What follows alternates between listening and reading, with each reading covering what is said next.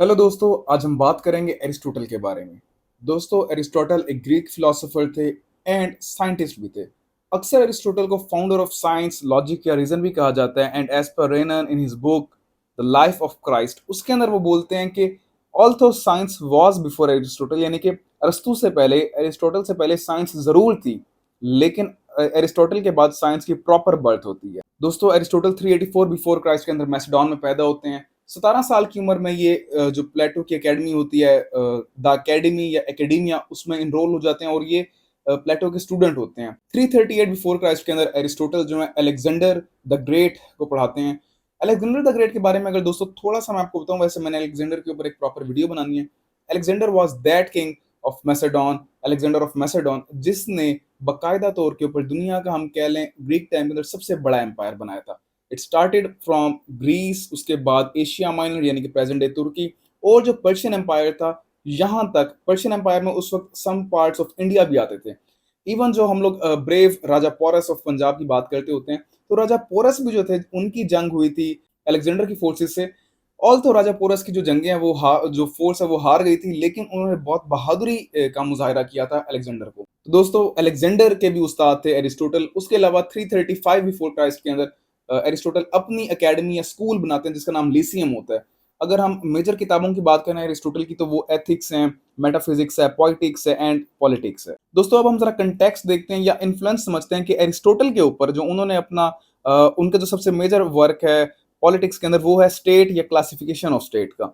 अब हम जरा एनालाइज करते हैं कि व्हाट वाज द कंटेक्स्ट और व्हाट वर द थिंग्स जिनकी वजह से वो इन्फ्लुएंस हुए। सबसे पहले दोस्तों, अक्सर एक बात की जाती है कि एरिस्टोटल वाज एन एक्चुअलिस्ट या he was a realist, not an idealist, और प्लेटो जो था वो आइडियलिस्ट था। जो फादर थे, ही वाज अ फिजिशियन। अब वो अपने पेशेंट्स को एग्जामिन करते थे, उनकी जो बीमारी थी उसे डायग्नोज करते थे। ये जो डायग्नोसिस या हम लोग कह लें कि आइडेंटिफिकेशन थी उनके फादर की, इसने बड़ा किरदार अदा किया एरिस्टोटल की पर्सनैलिटी पर। इन्हीं की वजह से एरिस्टोटल के अंदर एक, हम कह लें कि चीज आई कि जी हर चीज को एक्सपेरिमेंट करना है और एक रीजन तलाश करनी है, रैशनैलिटी तलाश करना है। दूसरा इन्फ्लुएंस अगर हम बात करें, दैट वाज ऑफ प्लेटो। अच्छा, अब प्लेटो के शागिर्द थे एरिस्टोटल, लेकिन अक्सर बोला जाता है कि Aristotle is the most grateful and disrespectful pupil of Plato, क्योंकि अरस्तु जो है वो काफी चीजों के ऊपर प्लेटो से इन्फ्लुएंस जरूर थे, लेकिन वो अंधा, जिसे कहते हैं ना, कि ब्लाइंड ट्रस्ट नहीं करते थे प्लेटो पर, और उनकी कुछ वर्क जो है जो टोटली ओपोजिट है प्लेटो के काम से। एट हिज टाइम जो ग्रीस था, वहां पर डिफरेंट जो सिटी स्टेट थे, कुछ में डायरेक्ट डेमोक्रेसी थी, कुछ में हम लोग कह लें कि ओलिगार्की थी। अच्छा, मैंने आपको डायरेक्ट डेमोक्रेसी के बारे में थोड़ा सा अपनी पिछली वीडियो, प्लेटो की वीडियो में बताया था, तो वही वाली डायरेक्ट डेमोक्रेसी एरिस्टोटल के टाइम में भी थी। अब ये जो लॉलेसनेस थी इस पीरियड के अंदर, इस डायरेक्ट डेमोक्रेसी के अंदर या ओलिगार्की के अंदर, ये भी एक फैक्टर था जिसकी वजह से अपनी क्लासिफिकेशन ऑफ स्टेट जो है वो उन्होंने दी, क्योंकि एरिस्टोटल ने बहुत सारी, तकरीबन 152 सिटी स्टेट जो है उनको स्टडी किया था, क्योंकि मैंने आपको बताया ये एक्चुअलिस्ट थे, रियलिस्ट थे। दोस्तों, अब हम अगर जरा देखते हैं कि कुछ क्रिटिसिज्म क्या था एरिस्टोटल का प्लेटो पर, तो सबसे पहले जो कम्युनिज्म ऑफ फैमिली का कंसेप्ट है या कम्युनिज्म ऑफ वाइव्स का जो कंसेप्ट है प्लेटो का, इसको क्रिटिसाइज किया और रिजेक्ट किया एरिस्टोटल ने, ये बुनियाद कहकर के दुनिया का जो सबसे बेसिक स्ट्रक्चर है, जो एसोसिएशन है, वो फैमिली है।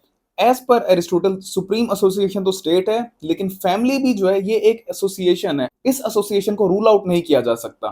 तो प्लेटो ने जो कहा था कि child of all will get love from all, तो इसके बदले में एरिस्टोटल ने कहा कि child of all will get love of none, यानी कि जो वो बच्चा पैदा होगा जिसकी कोई फैमिली नहीं होगी, उसको किसी से भी मोहब्बत नहीं होगी और एक बहुत ही अजीब सी अनार्की फैल जाएगी। कम्युनिज्म ऑफ प्रॉपर्टी का जो कंसेप्ट था प्लेटो का, उसके खिलाफ भी एरिस्टोटल ने बात की और उन्होंने ये कहा कि जो प्राइवेट प्रॉपर्टी है, इट इज, हम लोग कह लें कि एक सोर्स होता है खुशी का, हैप्पीनेस का, विर्च्यू का।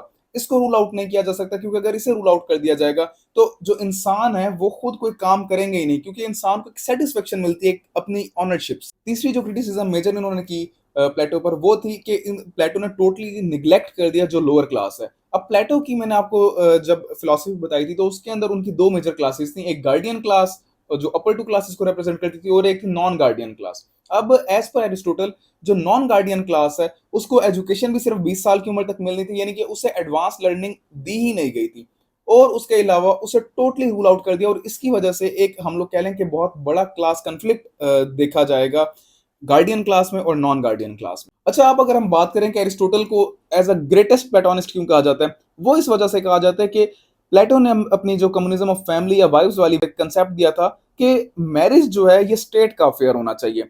सेम चीज एरिस्टोटल ने भी कही थी कि जो मैरिज है इस पर स्टेट कंट्रोल होना चाहिए कि एक इंसान ने कब शादी करनी है और कितने उसके बच्चे होने चाहिए, इस चीज पर स्टेट का कंट्रोल होना चाहिए। उनको एजुकेशन क्या देनी है, उनकी तरबियत कैसे करनी है, इस पर भी स्टेट का कंट्रोल होना चाहिए। ये चीजें हैं जो उन्होंने बोरो की थी, हम कह लें प्लेटो से। उसके अलावा जो इवन क्लासिफिकेशन ऑफ स्टेट का थ्योरी है, जिसके ऊपर हम आगे जाकर मेजर बात करेंगे एरिस्टोटल की, this was also borrowed from Plato's book, जो स्टेट्समैन किताब थी प्लेटो की, उससे। अच्छा, अब हम जरा बात करते हैं एरिस्टोटल के एजुकेशन के बारे में।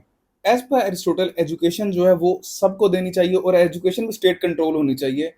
एंड एजुकेशन का मकसद एज पर एरिस्टोटल सिर्फ अटेनमेंट ऑफ नॉलेज नहीं है, बल्कि एक साउंड बॉडी भी होनी चाहिए। एज पर एरिस्टोटल, एजुकेशन देने का मकसद ये होता है या पर्पस ये है कि जो जिसको एजुकेशन दी जा रही है उसको एक लॉ अबाइडिंग सिटीजन बनाया जाए, ताकि वो बाद में स्टेट के काम भी आ सके। एरिस्टोटल ने भी जो अपना एजुकेशन है उसको तीन, हम लोग कह रहे हैं, स्टेजेस के अंदर डिवाइड किया है। फर्स्ट एक क्रेडल स्टेज है। अब क्रेडल स्टेज जो है ये पहले 5 साल की होती है। इसके अंदर एजुकेशन प्राइवेट ही है। हालांकि एरिस्टोटल भी स्टेट कंट्रोल्ड एजुकेशन के हक में है, लेकिन जो पहले 5 साल की एजुकेशन है ये प्राइवेट है और ये घर की एजुकेशन है।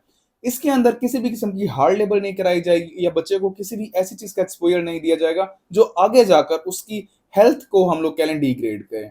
इस टाइम के अंदर उसे अच्छी खुराक दी जाएगी। उसके अलावा सिर्फ उसे जो कहते हैं ना स्पिरिचुअल, रिलीजियस या नेशनल जो चीजें हैं, हम लोग कह लें पेट्रियोटिक जो चीजें हैं, वो सिखाई जाएंगी। अगला स्टेज है primary, that falls from 7 years to 14 years। अच्छा, ये जो टाइम है इसके अंदर रीडिंग, राइटिंग, म्यूजिक, लिटरेचर, ये सब पढ़ाया जाएगा, लेकिन हम लोग कह लें एक माइल्ड, एक जेंटल फॉर्म के अंदर, यानी कि ज्यादा भी बर्डनाइज नहीं किया जाएगा।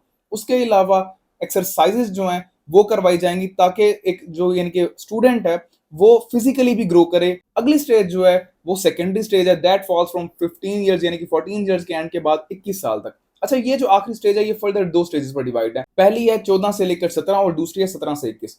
14 से 17 के दरमियान प्रॉपर जिम्नास्टिक सिखाई जाएगी। अच्छा, जिम्नास्टिक सिखाने का मकसद सिर्फ एथलेटिक वे में एक स्टूडेंट को स्ट्रांग बनाना नहीं, बल्कि ये मकसद है कि उसके अंदर स्पोर्ट्समैन स्पिरिट भी है। उसके अलावा मैथमेटिक्स, रीजन, लॉजिक, ये सब चीजें समझाई जाएंगी थोड़े से एडवांस लेवल पर। और 18 से 21 जो आखिरी स्टेज है इस स्टेज का भी, इसके अंदर प्रॉपर तौर के ऊपर मिलिट्री जो ट्रेनिंग है वो दी जाए। दोस्तों, अब हम बात करते हैं एरिस्टोटल के मोस्ट इंपोर्टेंट, हम लोग जो पॉलिटिक्स के अंदर जिस चीज से वो डील करते हैं, that is his concept of state and classification of state.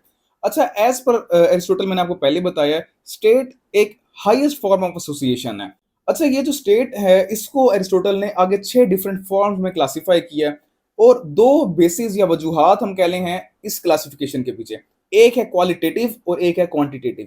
Quantitative से मुराद यानी कि उसमें कितने लोग हुक्मरानी कर रहे हैं और कितने लोग हुकूमत चला रहे हैं, और क्वालिटेटिव के अंदर के जो हुकूमत चला रहे हैं उसकी क्वालिटी कैसी है, क्या वो जो कॉमन इंटरेस्ट है उसके लिए काम कर रहा है, क्या वो जो पर्सनल इंटरेस्ट जो रूल खुद कर रहे हैं उनके लिए काम कर रहा है। अच्छा दोस्तों, जो इसने क्लासिफिकेशन दी है एरिस्टोटल ने, वो है monarchy, tyranny, aristocracy, oligarchy, polity and democracy. अब मैं आपको थोड़ा सा ये एक्सप्लेन करता हूँ। मोनार्की से मुराद ये कि जब कोई एक इंसान हुकूमत करता है, रूल करता है, लेकिन वो बहुत वर्चुअस होता है और वो तमाम लोगों के, हम कह लें, बेटरमेंट के लिए, फलाह के लिए काम करता है, तो इसे मोनार्की कहते हैं।